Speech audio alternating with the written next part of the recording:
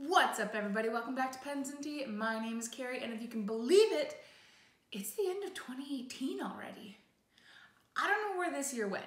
It just blinked by. I cannot believe it. Oh my goodness. But the beautiful thing of 2018 almost being done means that I can talk about the top 5 fountain pens that I have used this year. Let's do it. So the top 5 that I chose, no particular order, by the way, they're just the top 5, are not necessarily like the greatest pens of all time. They're just the 5 that I reached for the majority of the year over any other pens that I have.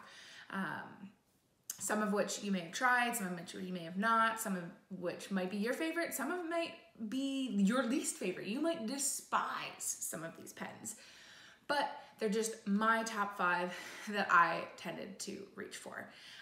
So again, no particular order. I'm gonna start off with this guy. This is the Dolce Vita, I always screw that name up, masterpiece. So this is a mid-sized pen. It's not their oversized big honker. I do have a review of that a long time ago now, but that pen was massive, like way too big for me. But this pen is actually one I've had in my collection for quite some time, and I never really used it. I've thought about selling this pen, pretty much every scriptus that I've ever been to. I think I actually brought it with me to one of them. I'm not too sure, but I thought about selling it, and I'm glad I didn't. And the reason why I wanted to sell it was just because the nib was a little bit dry for me. This is a fine nib, and it's a very fine nib. And it's got a hair in it, which, by the way, I've had a cat for the last 8 months. Cat life, you know, just hair everywhere. But yeah, so this never quite wrote the way that I liked it.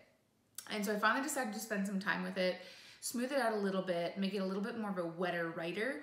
For those of you that have been following me for quite some time, you know that all my pens need to be fire hoses in order for me to like them. So, and that is not the same for everybody, but for me, that's what it is. I finally have this right where I want it. It's buttery smooth now. It's very wet for being still a very fine line. And I really like it. It sits really well in my hand. I said this in my original review, but it's such a random thing. But the threads to get the body onto like the grip, oh, it's just the smoothest. Like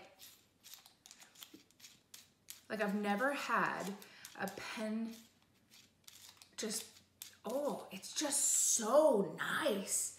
Like, it's so random, but it just, oh, it feels so good. It comes with, you know, Delta's screw-in converter. It's just a standard international as far as I'm concerned. So you could probably use anything, but it did come with it, so I've just kept it. And the whole point is that this part is extra long so that if you wanted to, and this is the only feature that I kind of find a little bit silly, I've never used it, you could unscrew this cap on the back and you can activate the cartridge inside here. I've never used it. I've always just taken the body off. Perhaps that's just because that's what I'm used to from every other pen. But I've never really seen a point. I really, really like the material. It's definitely flashy. It's not one that you could like just hide, you know, in a boardroom and not have anybody see you. But I quite like it. I'm very glad that I did not sell it. So, one that I've had in my collection for quite some time, up against one that I have not had in my collection all that long, and that is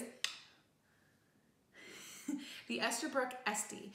This is actually a relatively recent pen that I acquired.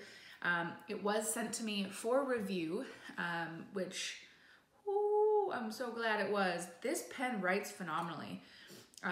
It is perfect sitting in my hand. It's a nice and light pen.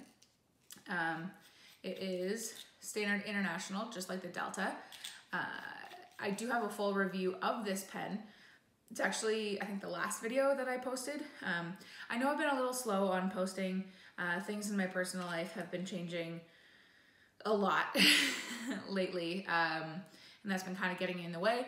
And if you look at the last couple of videos that I posted, I've tried to step up my game a little bit when it comes to just the pen review aspect. This one's kind of similar to like my older style where it's just I sit down and have a chat, but that's because, you know, I felt like this is what was best for this video, for the content that I was putting out in this one. But have no fear, I'm not disappearing. I'm still here. I still love you. It's just taking me a little bit longer. But back to this pen. What I really like is that you can totally swap out any of the nibs. This is a number 6 size. This one happens to be a Jovo nib, but they do sell a VM adapter that will allow you to use any of Estabrook's older or slightly even more modern vintage nibs. I know the idea of a modern vintage nib sounds weird, but just go with it. I haven't had the chance to try that out yet, but I'm looking forward to it. It's a traditional cigar shape. What I like is that it's borrowed an idea from platinum with the like slip and seal technology, so that it does not dry out. And it comes in multiple finishes. This one just happens to be the tortoise shell, I think it's called, and I really like it, and it writes really, really well. Jovo makes some really good nibs. This, by the way, was a gold nib. This is a steel nib. I tend to lean towards more gold nibs, but honestly, if I find a steel nib that writes really, really well, I don't care. And you know what? I'm gonna jump into that idea right now and say, well, bam! Steel nib for the win. This is, I don't know what the sound effect was for. This is Pelican's M205 demo version. This is a broad nib.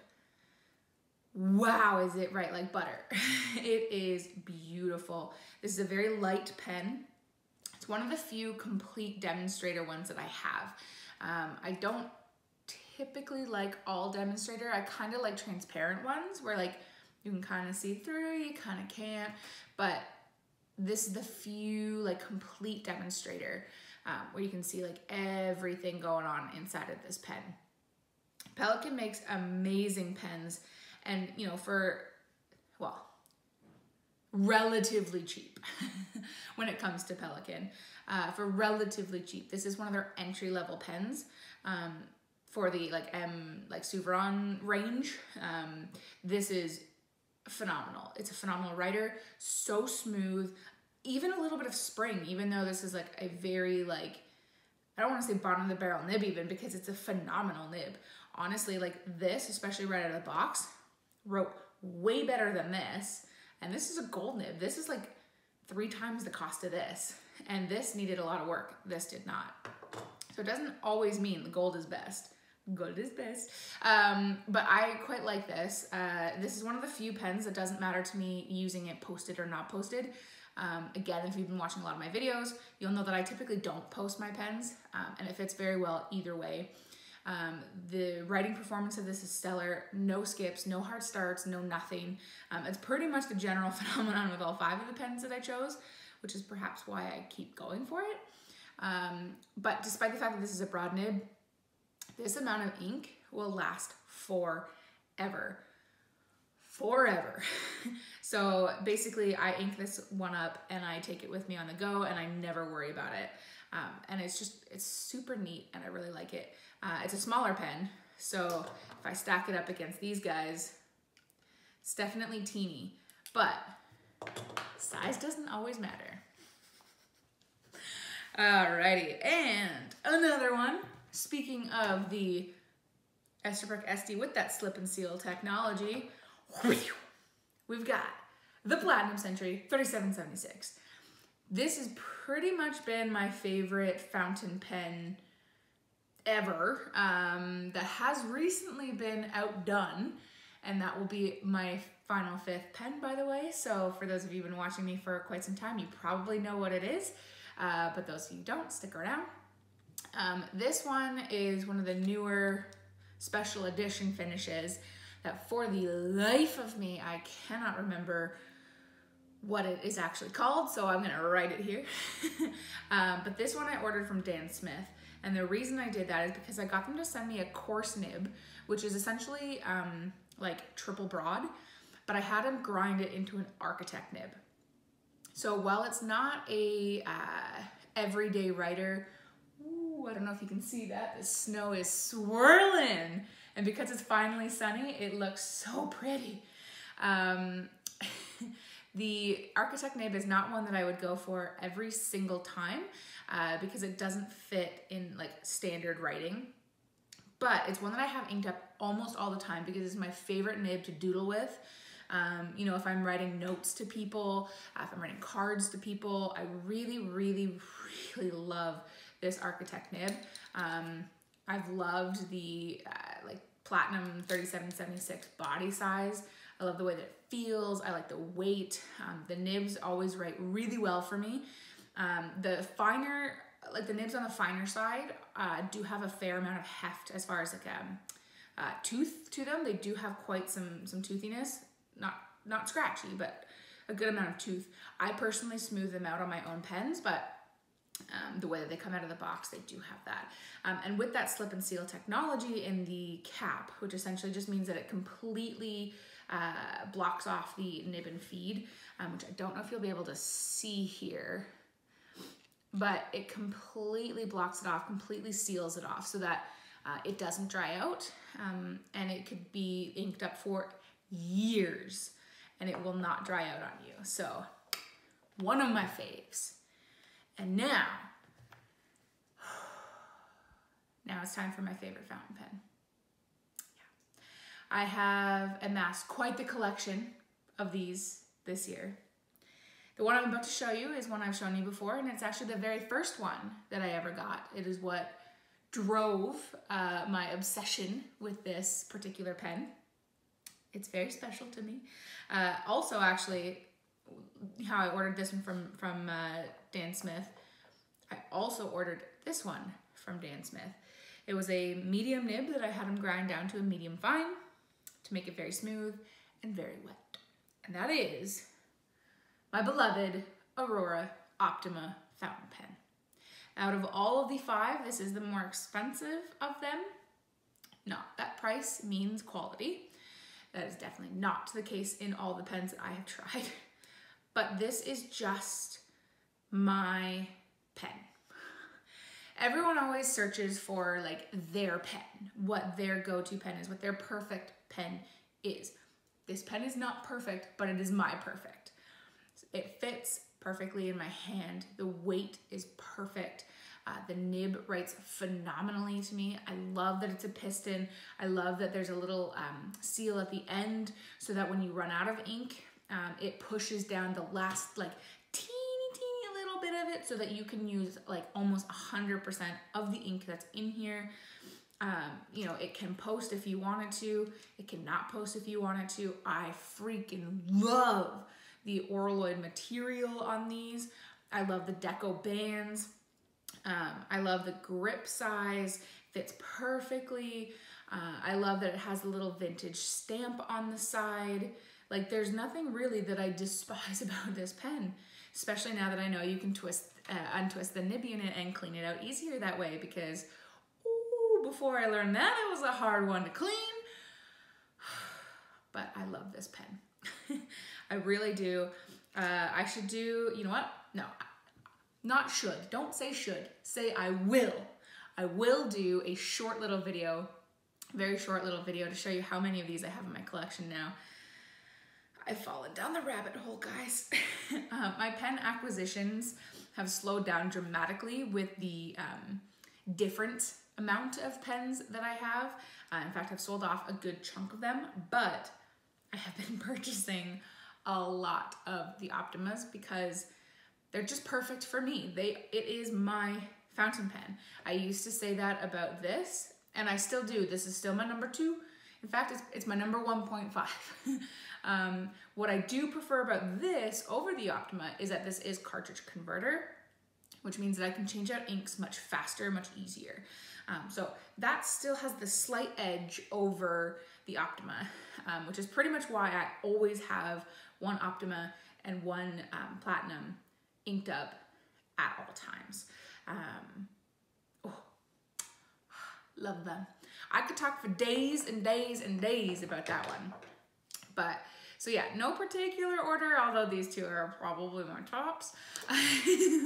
These are my top 5 fountain pens for 2018. Like I said, doesn't mean that they're all necessarily the best. You may love them, you may hate them, but this is what I reached for the most in 2018. But one thing that I want to know more than anything is, what's your top 5? It doesn't necessarily have to be top 5 if you don't have 5 fountain pens, if you don't ink up 5 fountain pens at a time. What's your top 2 or top 3? I always find it really interesting because fountain pens are so subjective. You know, somebody may despise this, love this, or vice versa, or hate both, or love both. You just don't know. And that's what I love about the hobby, is that there's a pen for everyone. So write down in the comment section below what your like top 5 to top 1 or whatever is. Thanks for watching, guys. I really appreciate it. Again, I will continue to make videos, have no fear. Hit that like button if you really liked the video. Smash that subscribe button if you haven't yet already, because like I've said, there is more content coming. Guys, happy holidays. Thank you for watching, and I'll see you next time.